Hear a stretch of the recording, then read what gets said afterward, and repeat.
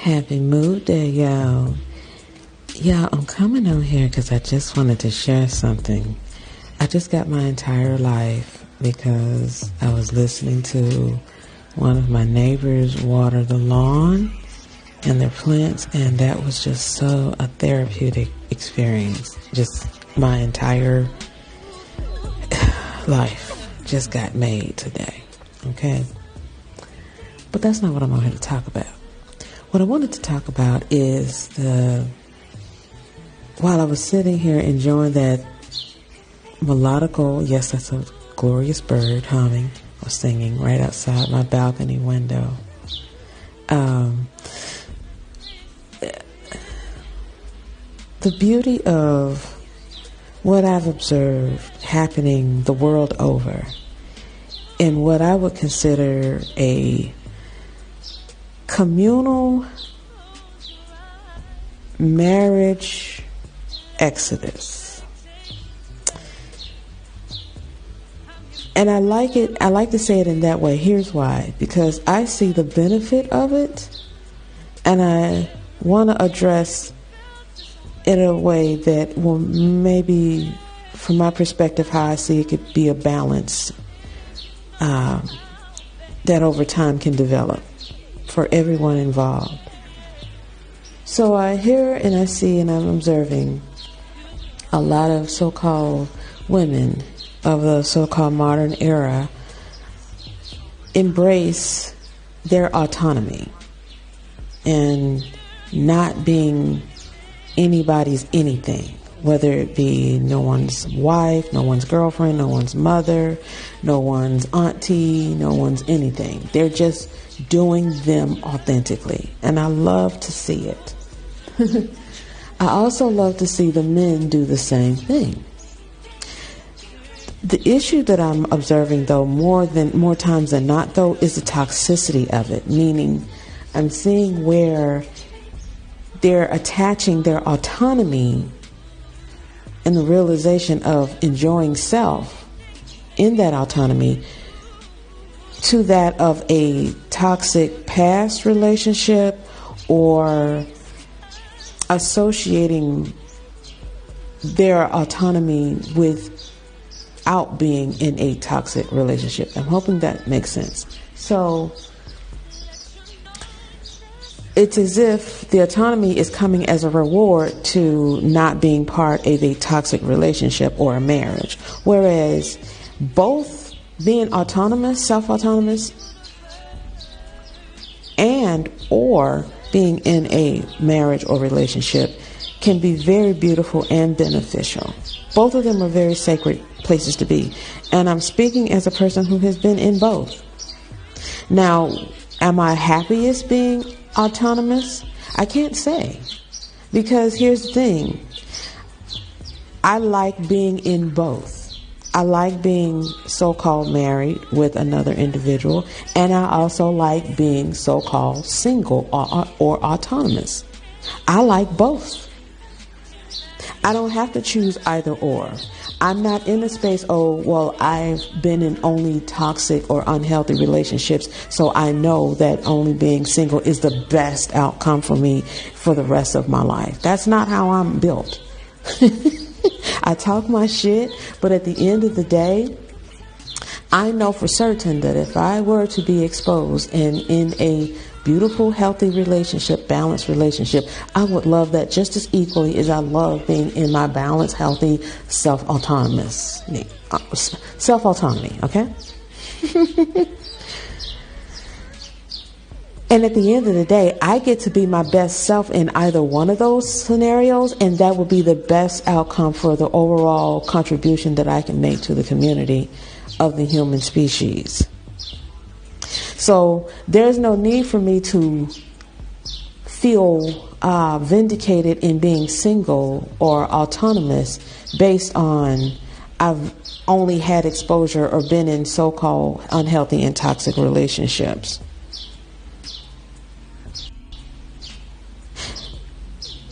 I can say I can give my best self in both scenarios if I'm introduced to both scenarios.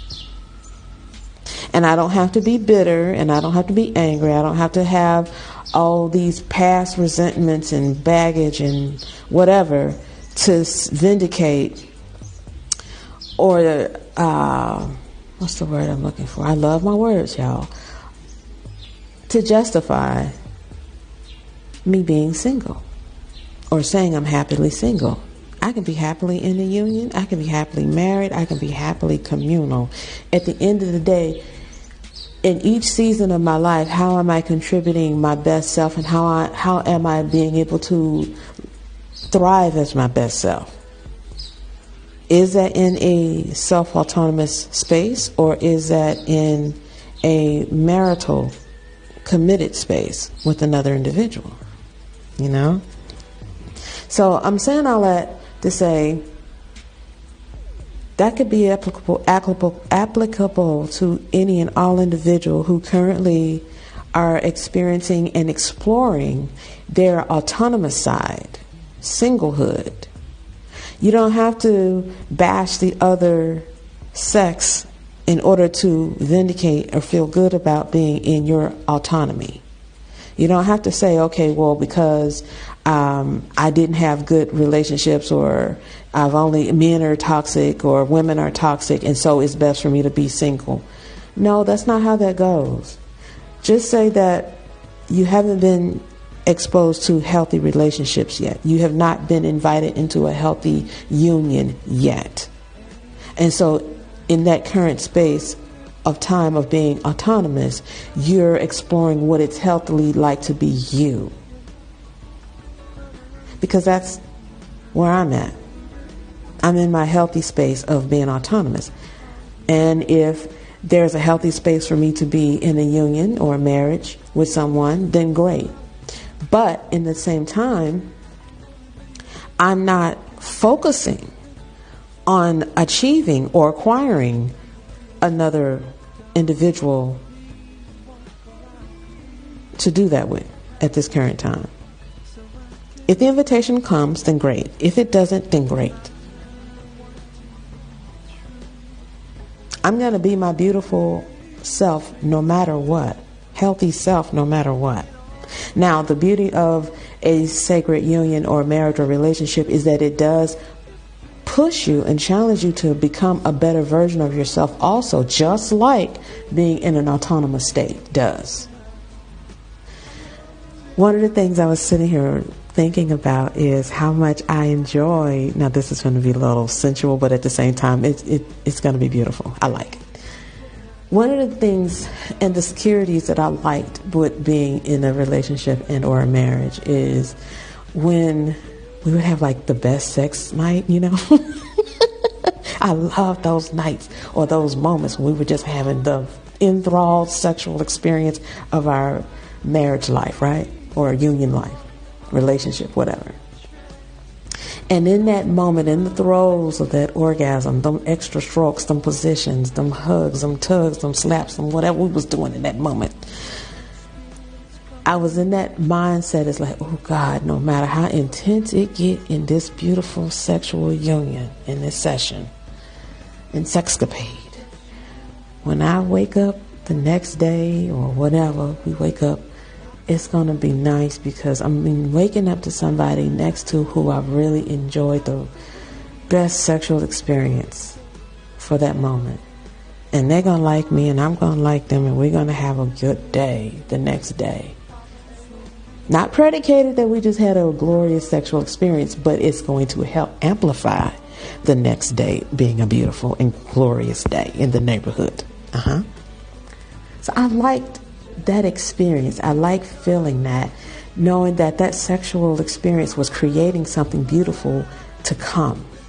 It was creating something beautiful in that moment, and then it was the effects, the ripple effects was the following day, the following week, the following month, and maybe in the following year, because here we are years later and we're still relishing in those memories of those beautiful sexual and sensual moments.